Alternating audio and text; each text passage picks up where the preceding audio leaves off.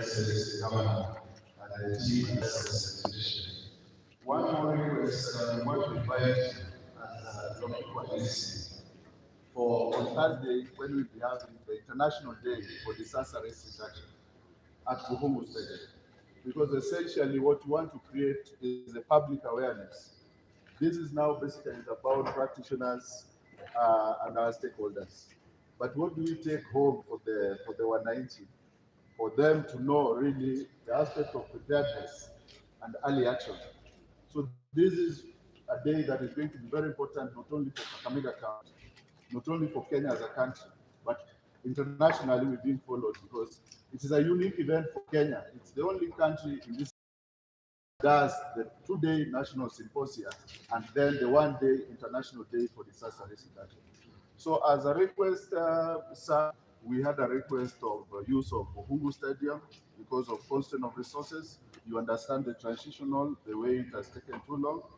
So we were requesting availability of Mmust Stadium for the public on that day, and you as the chief guest and your team, and what comes with hosting the governor at Mmust Stadium. Thank you very much, Governor. Thank you. Thank you. So photo session here and Red Cross and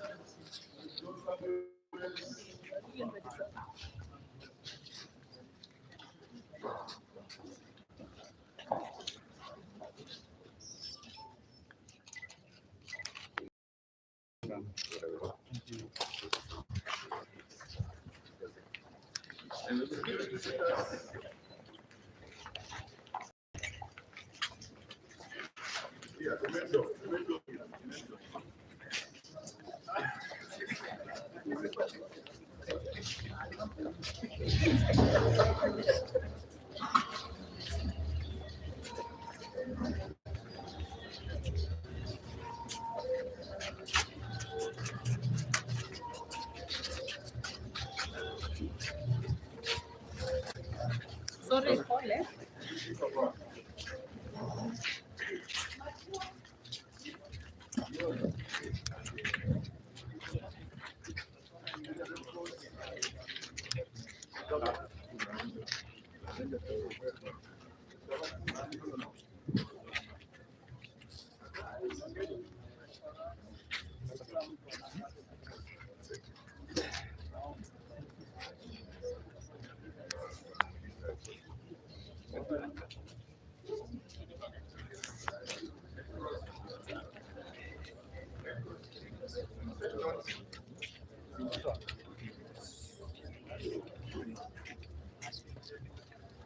Please, usimame kwenye mflango.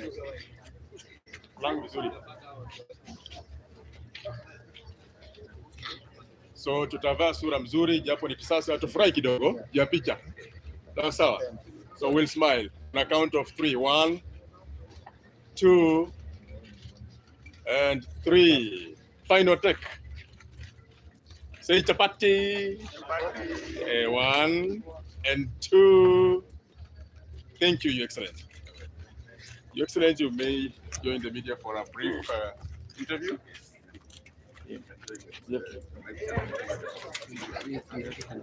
I am recording. Yes. No, it's the recording.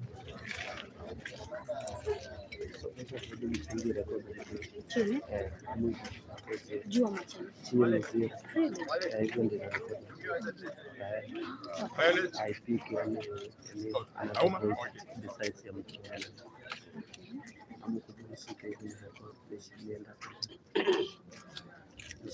No, utashikana mic hizo mic. Utashikana hizo mic zile.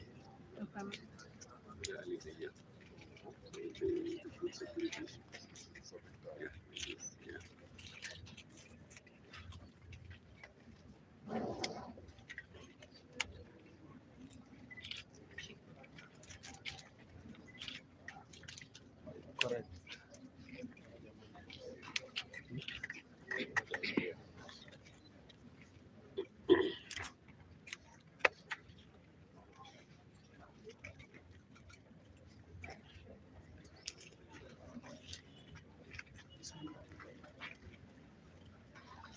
Sawa.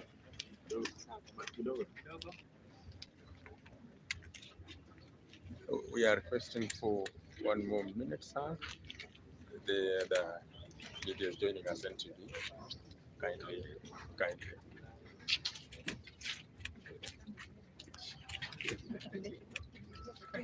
Sorry for the delay. Yeah, sorry for the delay.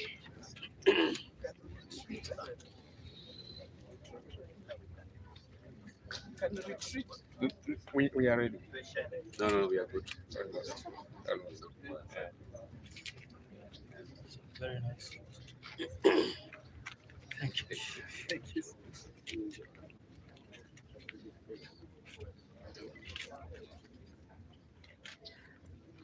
Are we ready?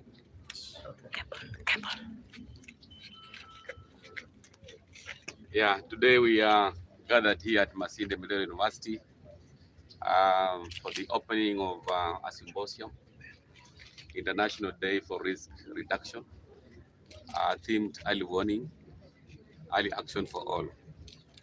It's very important to recognize that as a county and a country at large, we are all exposed to various risks. And the objective of this symposium is just to get preparedness so that the residents of Kakamega County and Kenyans at large are enlightened on early warning and early action in a bid to mitigate against various risks. We've realized that in Kakamega County there are various risks, including fire, accidents, lightning, and that's why this two-day symposium is crucial to enlighten our members and also our residents, so that in case we have any risk occurring, at least they're in a position to quickly take action. I'm joined by various partners, UNDP, Mmust University. They have a very huge department of disaster management. I'm also joined by St. John's Ambulance and Red Cross, who are our key partners on risk mitigation and reduction. Thank you. Maybe, Governor, the issue of food security in Kakamega County, what measures have you put up in place so that you can work on it? Yeah, I know one of the challenges we've had in the year is the invasion of armyworms in our northern region, which is our food basket. County is to allocate more resources on matters agriculture, and we're also going to partner with Mmust University and agricultural training college, so that at least we can have more research on some of the food items that can be planted in order to increase our food security. Because through research, I think we can do better, so that we can have more varieties of food crops being grown in Kakamega County. Yeah. Talking of more allocation, how much is that towards agriculture? Well, I may not want to delve into figures. As you're aware, I've just taken over government in a month's time. What we're doing as a county is to do supplementary budget. I've already directed my departments to reorganize the budgets, and in the next 2 weeks, we'll be able to be allocating money through a supplementary. And as I said, more priority will be given on agriculture so that we can improve our food security. Yeah. There is a lot of disaster in the mining sector, especially in parts of Kolomani and so on. What is the position of the county where we are seeing at least a monthly basis the fatality? Well, as I said, this symposium will definitely be useful to even the miners, so that at least they can take some prevention measures. I know we have a disaster management units at the county, which has been doing sensitization to those local miners. But the ultimate solution will be to at least get an international investor, so that you can invest in gold refinery mining, which of course will create employment for our young men and women. I know they're doing the local mining as a source of employment, but when we get an investor around, he'll be able to at least mitigate against those crude methods of mining using local weapons. But I know that will become now the big game changer. in Kakamega County. Yeah. Thank Maybe you, Red Your Cross. Red Cross is here. They can also say something because they are one of our key partners. Thank you, Governor. Good morning, ladies and gentlemen. My name is Annette Msabeni. I'm the Deputy Secretary General at the Kenya Red Cross in charge of programs. Just want to give our commitment to the county government of Kakamega. Kenya Red Cross is auxiliary to government, both national and county. And by that, we are mandated to complement the efforts of the government. So everything that the governor has said, Kenya Red Cross is coming in to work together, looking at what are the priorities of the government, and then we support. Of particular interest, of course, is strengthening early warning and early action. This means strengthening the capacity of the communities through training, through provision of tools and implements that allow them to practice better farming and be able to face the climatic changes, climatic challenges that we are facing as a country and even as a county.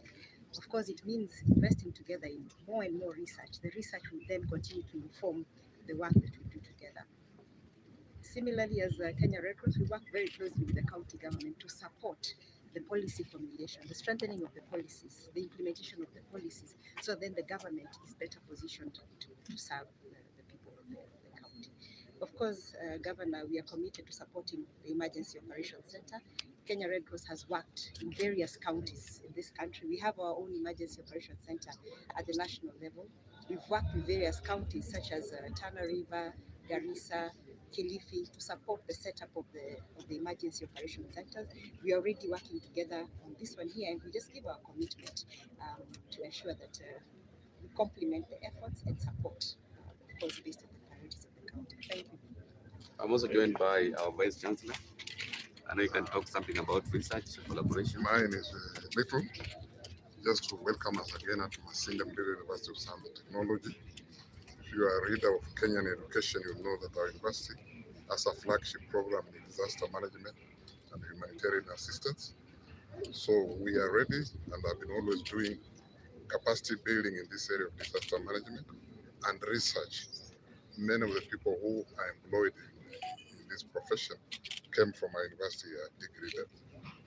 Secondly, we are going to, as you have, in fact, we already have programs to improve on other areas apart from disaster management for the county. Like, for example, in improving the breeds in animal for dairy production for Kakamega County. And then we are producing some seedlings for sugar cane production. This is through grafting. These seedlings are disease-free, and therefore we shall minimize disease on sugarcane and improve on this economy of this county. And we also have research in other areas like floods, livestock diseases, and fires. So thank you. I want to thank you for all partners for having confidence in us to partner with you, in research and community engagement, especially in disaster management. Maybe, sir, the issue of climate change has been one of the problems that has been affecting most of farmers from this region. This university being here, is there a cause that maybe you have come up with it that will help most of those students who are coming in just to learn on climate change and on how they can help those people who have got know that information about it? Yes, the School of Disaster Management and Humanitarian Assistance actually zeroes in very much on climate change. We are like blaming, or rather connecting all the disasters to climate change. These things never used to be there. They're in the last, in other times. And therefore, not only from this, there's a School of Natural Sciences, which also has programs in climate change and agriculture. So they deal with what will happen when climate changes, and even, for example, right now the sugarcane varieties we used to have in the 1980s are not the same because the climate has changed, and therefore we need other new ones. Thank you. Maybe I also just want to say something about climate change. It's now a global conversation on matters climate action. And even as governors, last week we had a meeting as Council of Governors. And one of the emphases was just to ensure that we take over environment. I know a lot of focus has been on ASAL counties, but you said even those counties like Kakamega, we are also supposed to be proactive on matters climate change. And more emphasis we are putting on conserving our Kakamega forest, being the only equatorial forest in Kenya. So it's important that we conserve our forests. And what we are doing is to partner with UNDP and other stakeholders who are social actors to conserve our forest by doing a lot of fencing. The forest is occupying around 117 kilometers. So we will set a program of fencing the forest and also doing reforestation so that we can conserve our forest, which is a very unique tourist attraction. Thank you. Thank you.